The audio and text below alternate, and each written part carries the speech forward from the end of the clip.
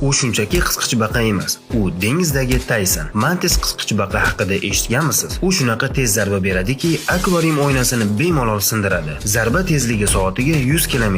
Bu degani 0.002 soniya ichida uradi. Bruce Lidan ham tez. Bu mayda sportchi suv tagida raqiblari bilan boks tushadi. Uni to'xtatish deyarli imkonsiz. Bahodir Jalolovga o'xshab. Zarba paytida esa suvda kavitatsiya pufagi hosil bo'ladi va bu pufak portlaganda yana bitta uradi. Bitta zarbani hazm qilishdan oldin cho'q etib ikkinchisini yeb oladi. Portlash vaqtida harorat 4000 gradusgacha chiqadi. Shunaqa kuchliki, barmog'ingizni sindirib yuboradi. Uning ko'zlari esa 12 xil rangni ko'radi. Inson esa atiga 3 ta. U hatto polarizatsiyalangan yorug'likni ham ko'radi. Bu hasharot ko'rish dahosi hisoblanadi. Xulosa, bu jonivor dengizdagi Tayson. Yodingizda bo'lsin, agar inson bu kuchda u kimni ursa, kamida narigi mahallaga uchirib yuboradi. Videoni o'zidan baquvvat yasab olgan o'rtog'inglarga jo'natib qo'yinglar.